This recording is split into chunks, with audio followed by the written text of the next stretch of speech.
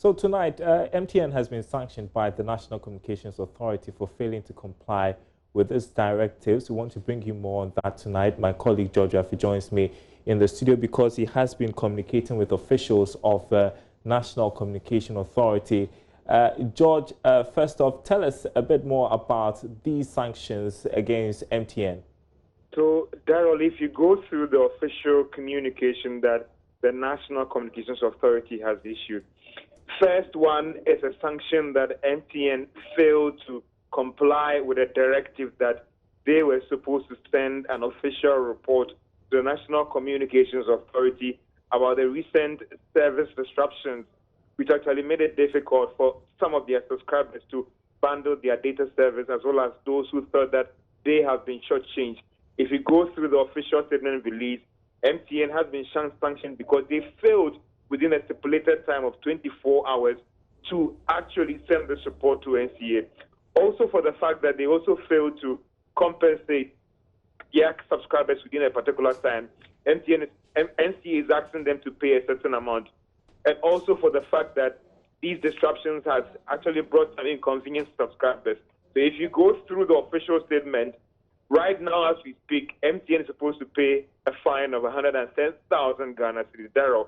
But the caveat is that the more they delay in actually settling this fine, the money could go up. Because one of the sanctions actually stipulates that it started on the day on December 4, and as long as they delay in responding, the fine could go up. So that as we speak right now, MTN is supposed to pay a fine of 110,000 Ghana cedis. Now, this money should be paid to the officers of NCA not later than Monday, 11th of December. So those are the brief background in terms of trying to educate our viewers as to why we are here. But if you backtrack a little bit, Daryl, you remember that from December 1, if you were a subscriber of MTN, you were having problems in bundling your data and all those things, and this been delayed. NCA's argument is that there are standard protocols that every player should follow when they have these problems. And MTN, it looks like they failed to comply with it. Have we had any response from MTN to these sanctions yet? Well, Daryl, as said now, officially, we have not had any response from MTN yet. But again, engaging NCA officials just a while ago, as we speak right now, Daryl, they claim that MTN has still not sent an official report as to what actually happened. And NCA's argument is that it is not just about MTN. They need to establish what was the problem, because as a regulator, they are also there to ensure that they minimize more of these service disruptions. So communicate to us that this was a problem. Even if it's a force majeure, something that is beyond their control, then they also know what to do. So they are saying that as we speak right now, they haven't gotten that communication, and therefore these sanctions are actually going to stand. These are standard breach of protocols when it comes to a player dealing with a service disruption in an industry. And if they fail to do that, it means that the sanctions, Daryl, are going to apply. Thank you, George Affi, for that update. We will be bringing you more on this story. He is just returning from the National Communications Authority's office, speaking with the regulator there over issues concerning challenges with internet data bundling and billing. In other news, companies operating under the Ghana Free Zones Act, which allows them to export about 70% of their goods to the international market, have been given the assurance that government will support the operations to increase exports under the Continental Free Trade Agreement. According to the Chief Executive of the Ghana Free Zones Authority, Michael Otribefi, the decision by government to sign on to the deal is to help industries and export businesses maximize their earnings from the African continent with a current export of only 18%. Mr. Otribefi was addressing member companies at the quarterly meeting in Accra. Here's more in this report. The last quarter meeting, which is expected to give Free Zones companies an opportunity to engage the Chief Executive, was focused on the implementation of the much talked about Continental Free Trade Agreement and its implication on Ghanaian industries. The companies were taken through the necessary laws and conditions within which countries must trade. According to the Chief Executive of Ghana Free Zones Authority, Michael Otribefi, government is putting in mechanisms to ensure that Free Zones companies become the major beneficiaries of the agreement. We are creating the opportunity for them. I mean, the market is big. We're talking about 1.2 billion market. We are talking about 3 trillion GDP. See, the opportunity, investment opportunity is going to be enormous. Every country is taking advantage of it. So we, as a regulator, what we can do is to create the ambience for them. I mean, regulatory ambience, make sure that they have the opportunity to meet people or to link them up to businesses outside the country in Africa that will be willing to do business with our company. I'm talking about the companies operating under the free zones. So we are doing a lot. Sensitization, creating the business opportunity, and making sure that the legal framework will suit the interests of the free zones companies operating under the free zones. So we are here to help them succeed as far as the African Continental Free Trade Agreement is concerned. Mr. Ochibefi added that there will be more sensitization for exporters on the free trade agreement. Exporters are going to be the most beneficiaries of this policy, but the free zones companies are supposed to be the beneficiaries of this concept. You know, it has come mostly for the free zones, and every country is expecting the free zones to take advantage of this. And we believe that we should not sit down for other exporters to take advantage, whereas the free zones company that is supposed to be the owner of AFTA to sit down and enjoy on the latter. So we decided to have this meeting, sensitization meeting for them, just to sensitize them on the need to even position themselves to take advantage of the concept. That is why we organized this meeting. Ebenezer Sabote's report for Joy Business. Well, we are taking a trip to New York in the USA, where more than 200 businesses and associations across Africa are converging ahead of the Africa Growth Opportunity Act Agua Trade Festival. Among the lot is the Ghana National Chamber of Commerce, and my colleague Joy Business's Charles Aite is there with the delegation to give us what to expect ahead of a major event tonight. By the close of day, we should be expecting 200 participants across the African continent interact with our business delegation here from Ghana under the Africa Growth Opportunity Act program, which is an initiative by the U.S. government. Of course, this comes very timely, especially when the export margins here back home in Ghana is very much low. We're talking of 30% in 2018, plummeting by that particular statistic. And this particular cocktail session, which is going to be happening in the next few hours, we should be expecting various dignitaries and various business leads exchange thought leadership ideas and, of course, the best particular ways by which they could outsource opportunities back home in Africa, especially in Ghana. Of course, we shall also be getting in touch with some businesses on their expectations ahead of the entire program in the course of the week as we gear up for the main event on Friday. I'm Charles Aite reporting from New York, USA.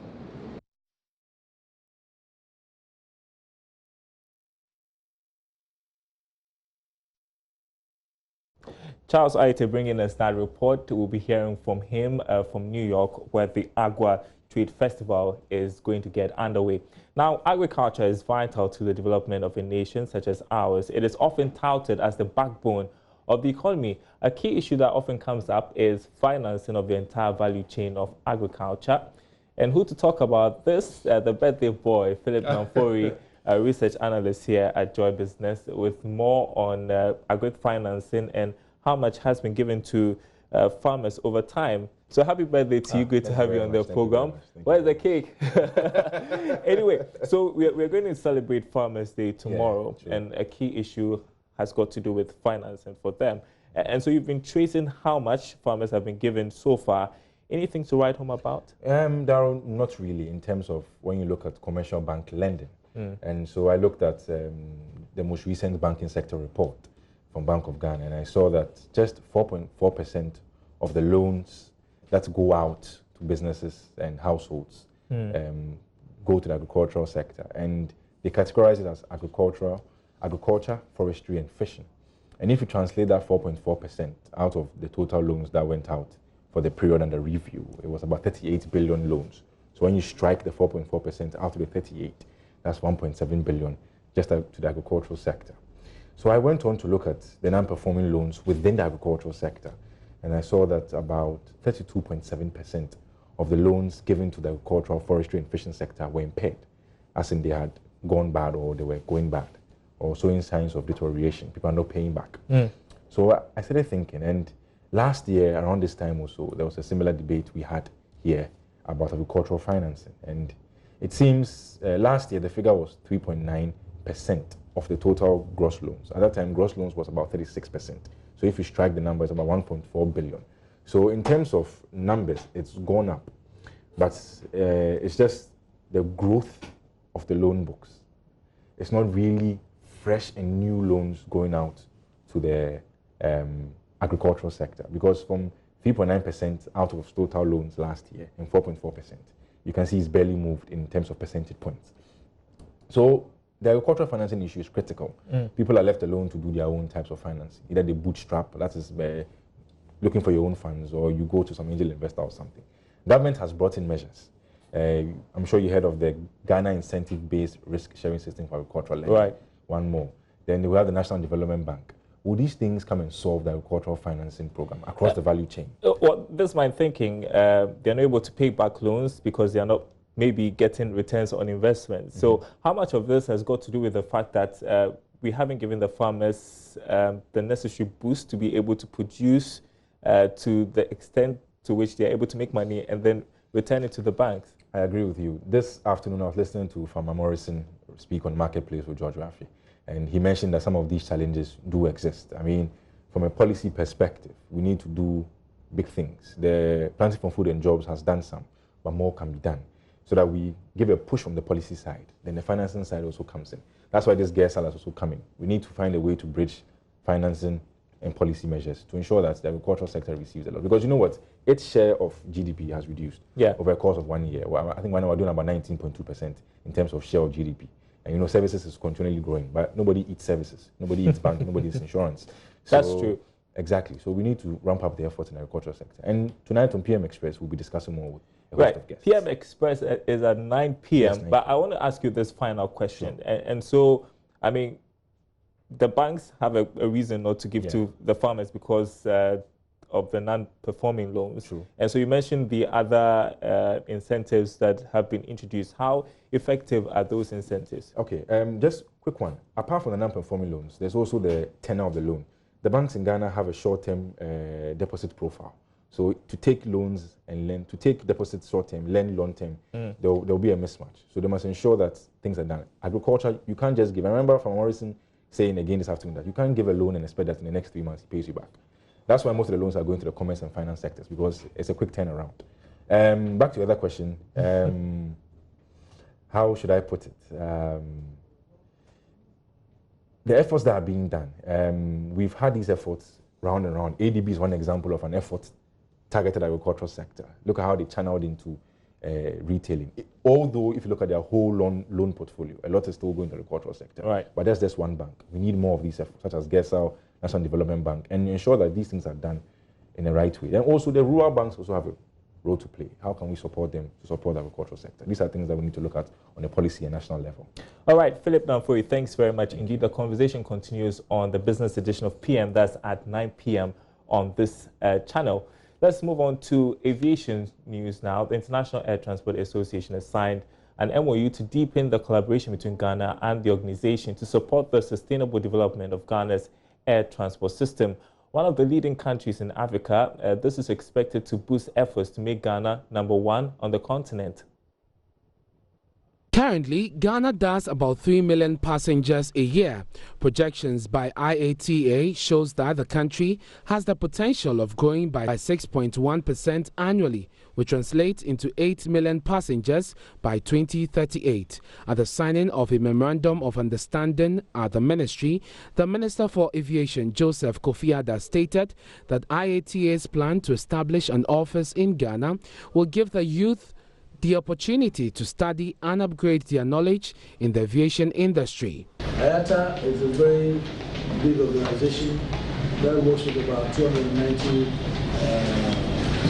airlines, and they handle about 80% of passengers, and they have a wealth of information in terms of data, in terms of what policymakers would need to design good policies for their nations.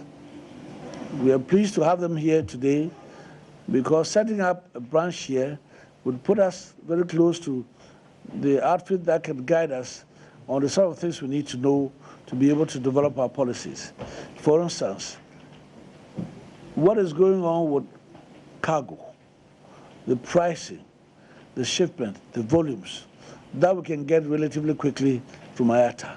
Even the airlines themselves, the passenger travels, the pricing, the payments, the settlement systems, any constraints, any problems with them, IATA will be here to help us to resolve that as quickly as possible. They also come with a wealth of experience in terms of helping to build capacity. And so if Ghanaian young men and women are exposed to what IATA does, and they can develop their interest in that area and train themselves and find jobs through IATA. IATA most likely may not have the jobs themselves here because it's a very small organization, but then they can network with their global outfits and put the young men and women who have built up some specialist knowledge in certain areas to access those jobs. Head of Accounts Management for West and Central Africa, Samson Fatokun, said the partnership is timely for Ghana's development. And this agreement is to help deepen the relationship between the government of Ghana and IATA with the view of increasing the impact of aviation, the positive impact of aviation on the economy of Ghana, the social life of Ghanaians, and also help to create jobs going through this.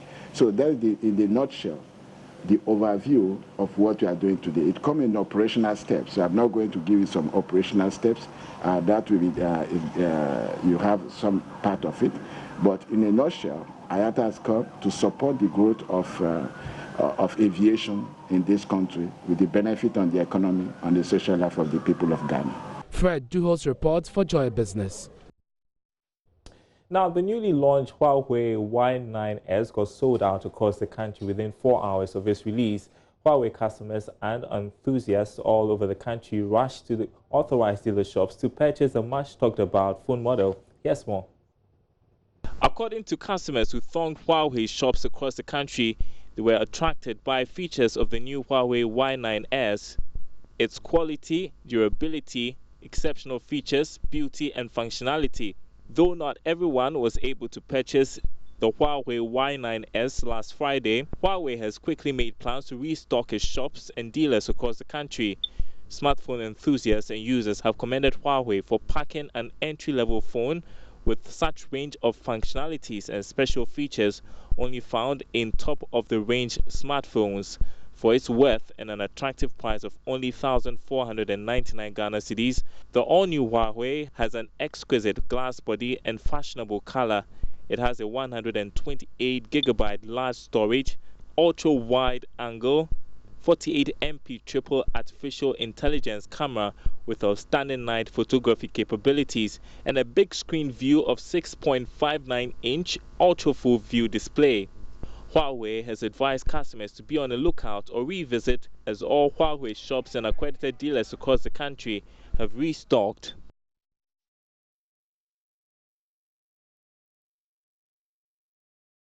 And that's Business Live tonight. There's more news on our website, myjoyonline.com/business. My name is Darryl Kwao. Thanks for watching, and do stay tuned to JoyNews.